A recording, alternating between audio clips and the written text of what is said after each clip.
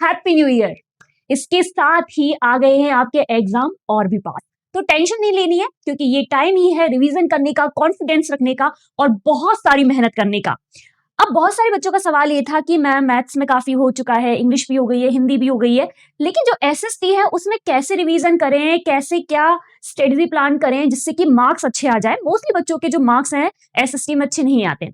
तो मैं कुछ पॉइंट्स बता रही हूँ छोटे छोटे, उसके अकॉर्डिंग अगर आप अपनी एसएसटी को प्लान करते हैं, सब्जेक्ट को प्लान करते हैं, तो आप बहुत अच्छे मार्क्स स्कोर कर सकते हैं। तो ठीक है, बिना टाइम वेस्ट के स्टार्ट करते हैं। सबसे पहले आप कीजिए, अगर एनसीईआरटी आप पढ़ रहे हैं तो सबसे पहले क्या कीजिए, स्टोरी मेकिंग। आपको कोई भी चैप्टर पढ़ना है तो उसको पहले हिंदी में एक स्टोरी की तरह पढ़ लें, क्योंकि जब मूवी देखते हैं तो हम मूवी को भी तो नहीं भूलते ना, क्योंकि उसकी सारी पिक्चर्स हमारे दिमाग में क्लिक हो जाती है कि अच्छा वो वाला डायलॉग तो तब बोला था, अच्छा इसके बाद में ये हुआ। अगर कोई हमारे साथ बैठा है तो हम पहले ही बता देते हैं मूवी में देख के हुआ चीजें कि ये तो हम देख चुके हैं, ये तो हमें पता है। तो बिल्कुल ऐसी ही है आपकी एनसीईआरटी। इसमें सबसे पहले क्या करें, आप टॉपिक को क्या कर लें, हिंदी में कहानी बना लें और उसको मूवी की तरह प्लान करें कि इसके बाद ये हुआ, इसके बाद ये हुआ, इसके बाद ये हुआ। तो क्या होगा कि आपके दिमाग में एक पिक्चर क्लियर हो जाएगी।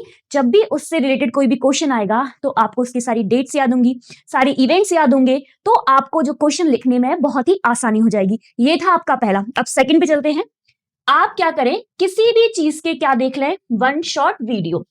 वन शॉट वीडियो क्यों बोल रही हूं, क्योंकि अब इतना टाइम नहीं है कि हम पूरे चैप्टर को या पूरे टॉपिक को पूरा रिवाइज करें, बहुत ही अच्छी तरह से डिटेल्स में देखें।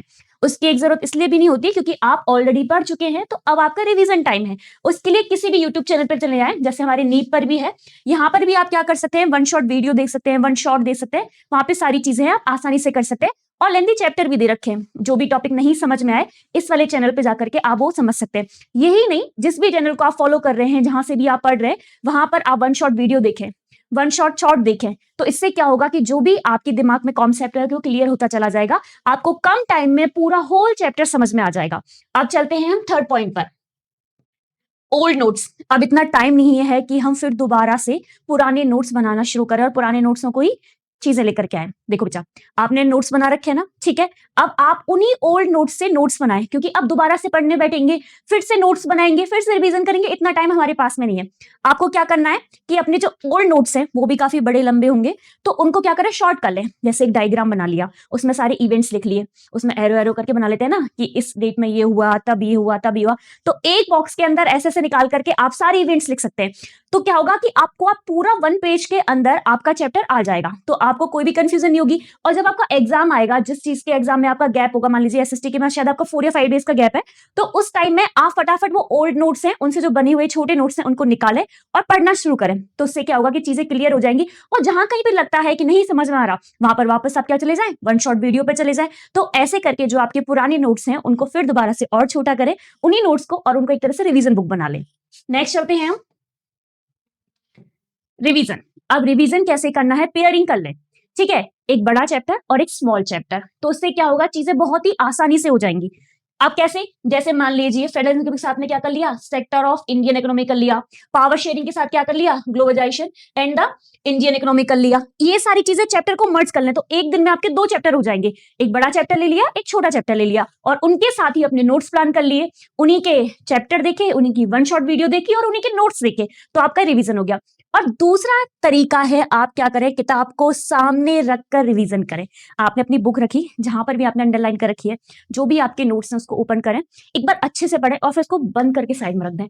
फिर आंखें बंद करें और आंखें बंद करके उसको रिकॉल करने की कोशिश करें, ठीक है। तो जब आप सोचते हो कि अच्छा ये हो गया, ये हो गया, ये हो गया, आंखें बंद हैं और आपके माइंड में पिक्चर चलती रहेगी, आपके माइंड में नोट्स चलते रहेंगे कि अच्छा ये तो मुझे याद हो गया, ये वाला भी मुझे याद हो गया, ये वाला भी मुझे याद हो गया।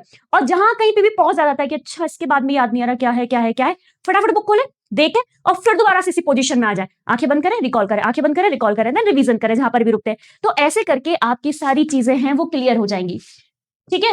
अब आती है आपकी, इसके अलावा आप करें use previous year boards exam question. आप आपके जितनी भी साल के पुराने पेपर्स हैं उनको आप निकाल लें, उनको फॉलो करें, उनको पढ़ने की कोशिश करें। इससे क्या होगा कि आपको एक आइडिया लग जाएगा एग्जाम के पैटर्न का, कि किस तरह के एग्जाम में क्वेश्चन पूछे जाते हैं, किस तरह से आप आंसर लिख सकते हैं, किस तरह से आपको टाइम को मैनेज करके चलना है। आपको बहुत सारे साइट्स पे मिल जाएंगे, मैं आपको इस वीडियो के डिस्क्रिप्शन में एक लिंक शेयर कर दूंगी जिसमें ओल्ड एग्जाम्स के सारे पेपर्स हैं, वो आपको वहां से मिल जाएंगे। तो एक ये तरीका रहेगा। इसके अलावा है आपके make your own time table. अब बच्चे बड़ा ही गलती करते हैं कि यूट्यूब खोल के देख लिया, कहीं पर भी देख लिया कि उसका फॉलो कर लिया। अरे भाई, वो सबका अपना-अपना टाइम टेबल है, आप अपने अकॉर्डिंग बनाओ। आपको पता है कि आपको कब जागना है, आप कितने घंटे पढ़ सकते हो, आपकी किस सब्जेक्ट में कैसी प्रिपरेशन है, आपको किस सब्जेक्ट में कितना टाइम देना है, ये आपसे ज़्यादा कोई नहीं जान सकता। तो क्या करना है आपको कि खुद का टाइम टेबल बनाना है कि अच्छा मेरे इस वाले इसमें इतने चैप्टर्स हो चुके हैं, इसमें इतने टॉपिक हो चुके हैं, तो मुझे किस सब्जेक्ट में जो मेरा वीक सब्जेक्ट है उसमें मुझे ज़्यादा फोकस करने की ज़रूरत है। तो वहां पर थोड़ा सा अपना ज्यादा टाइम दें, और जो लग चुका है कि हाँ ये मेरे से हो रहा है, वहां थोड़ा सा कम टाइम दे सकते हैं। और एग्जाम का जो गैप है वो तो बीच में आपके काम आएगा। तो इसलिए किसी भी का टाइम टेबल फॉलो करने से अच्छा है कि क्या करें कि अपना खुद का टाइम टेबल मैनेज करें, उससे चीजें ज्यादा ईजी रह पाएंगी। ठीक है बच्चा पार्टी, तो ये छोटी छोटी सी टिप्स थी आपके साथ में जो मैंने आपको बता दी है कि क्या करना है आपको। सबसे पहले तो आपको करना है अपना स्टोरी मेकिंग, फिर उसके बाद है आपका यूट्यूब वन शॉट वीडियोस, उसके बाद आपका ओर notes revision, use previous year boards exam papers and make your own time table और योर नोट्स। जब इन सारी चीजों को आप फॉलो करोगे तो ऑफ कोर्स आपके मार्क्स बहुत अच्छे आएंगे। तो ठीक है, अब टाइम नहीं वेस्ट करते हैं और लग जाते हैं। All the best.